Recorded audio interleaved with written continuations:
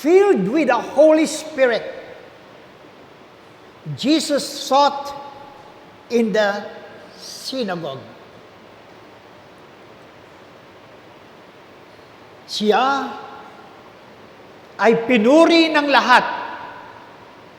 Sila ay namangha sa napakahusay niyang pananalita. Luke 4:22. Napakahusay na pananalita. He was praised by the people. Brothers and sisters, there are two important marks in the person of Jesus in preaching the good news. One, Jesus preached in the power of the Holy Spirit. Luke 4:18, narinig natin ang sinabi ni Jesus, "Sumasa akin ang Espiritu ng Panginoon." Brothers and sisters, si Jesus ang hinirang. He is the anointed by the Father to preach the good news. The Spirit of the Lord dwells in Him. At sa Kanya pong pananalita, iba ang dating sa mga nakikinig sa mga tao. Ang Kanyang pananalita ay may lakas at kapangyarihan, may buhay, tumatalab sa puso ng mga tao. Ito'y tumatagos hanggang sa kasukasuan ng tao sapagkat nananahan sa Panginoong Hesukristo ang Espiritong Banal. Hebrew chapter 4, verse 12. Mga kapatid, ano itinuturo nito sa atin? Remember, you can only preach the faith and you can only do good works with sincerity if you are empowered and anointed by the Holy Spirit. Amen po ba? Only you can do that if you are anointed with the Holy Spirit. Kanina before the Mass, I was listening to the choir. They sang so well. I believe ang kanilang kinanta. I was touched by that.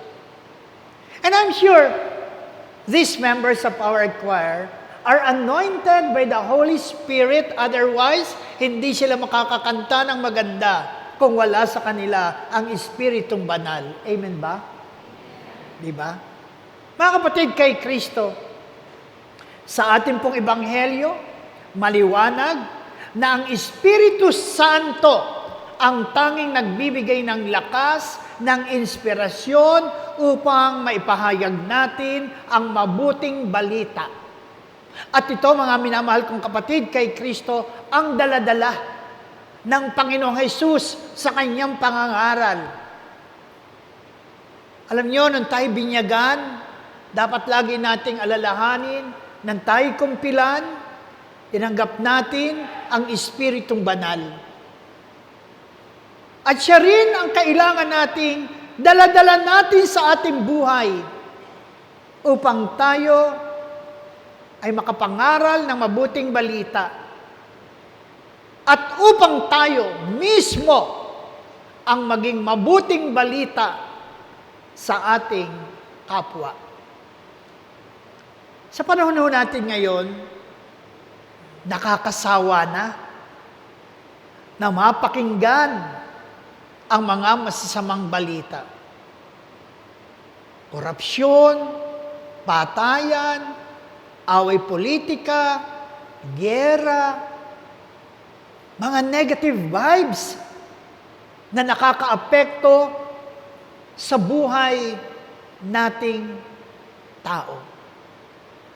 Siguro naman for a change, good news naman sana ang gusto nating mapakinggan. But one can only proclaim the good news.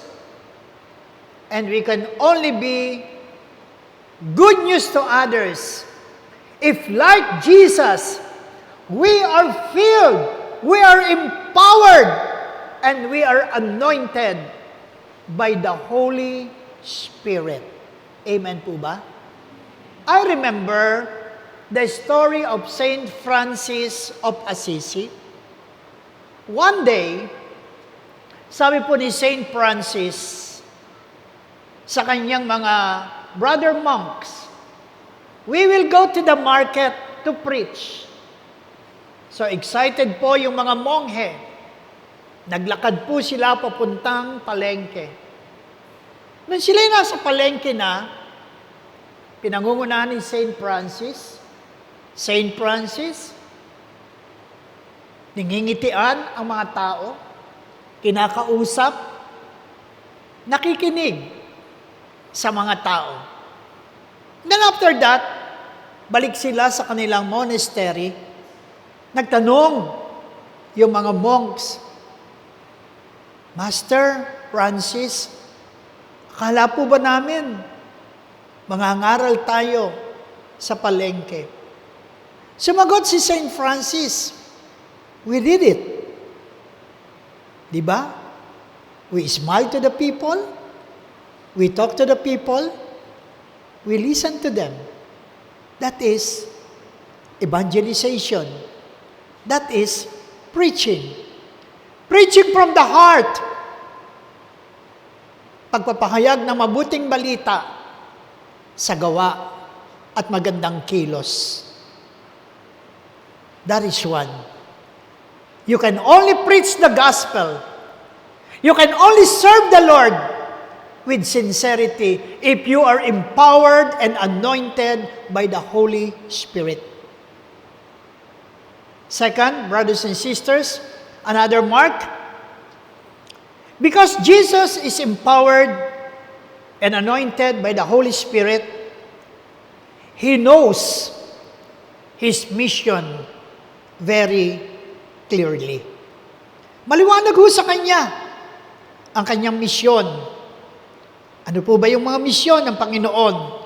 Sinabi sa atin sa Ebanghelyo, ipangaral sa dukha ang mabuting balita. Palayain ang mga bihag, ang mga sinisiil. Pagalingin ang mga may sakit. Ipahayag ang pagliligtas na gagawin ng Panginoon. Luke chapter 4, verse 18 to 19. Mga kapatid kay Kristo, sa panahon natin ngayon, maraming mga tao ang naghihirap. Marami ang dukha. Marami ang mga inaapi. Marami ang mga nagkakasakit. These are the people who are helpless and hopeless. Pero, sa kabila ng kanilang kondisyon, merong pag-asa. At ang pag-asa'y walang iba kung hindi si Jesus. Jesus gives hope. Through the words of Jesus, they would experience the good news of compassion, freedom, and healing. Mga kapatid kay Kristo, sa atin din pong buhay, kailangang maliwanag kung ano ang ating misyon. Amen po ba? That must be clear to you. What is your mission in life? Sabi nga pong ganyan sa isang aklat, what on earth am I here for? Ano nga ba ang dahilan at ako'y naririto? Mga minamahal kong kapatid kay Kristo, brothers and sisters, sana ipagpatuloy natin ang misyon na sinimulan ni Jesus. Hindi lamang sa pamagitan ng ating salita, Gawin natin ito sa pamagitan ng ating gawa at magandang halimbawa. We celebrate today the National Bible Sunday. Yes, the same challenge is given to us. Let us not forget, the Bible is the book of books. Read it. The Bible is the book of inspiration. Pray it. The Bible is the book of life. Live it. Kapatid, tandaan mo, sa iyong pagbabasa, sa iyong pagdadasal, at sa iyong pagsasabuhay ng salita ng Diyos, dito ka papasok sa pinto ng kaligtasan. Amen. God bless you. Please bow your head, close your eyes. Tingnan po natin kung paano tayo naantig ng salita ng Diyos. Lord, totoo po. Kailangan po namin ang iyong blessing, your anointing. Empower us with the Holy Spirit so that we can proclaim the good news of salvation with sincerity in our heart. Huwag nawa namin itong aalisin sa aming buhay. Thank you for reminding us, Lord, that our mission in life must always be clear to us, sapagkat ito ang magbibigay sa amin ng direksyon at kahulugan sa aming buhay. Help me, Lord, to read the Bible, to pray the Bible, to live the Bible, para sa dulo ng aking paglalakbay, ako'y makarating sa iyong kaharian. In Jesus' name, Amen. Amen. Amen. Amen. Amen.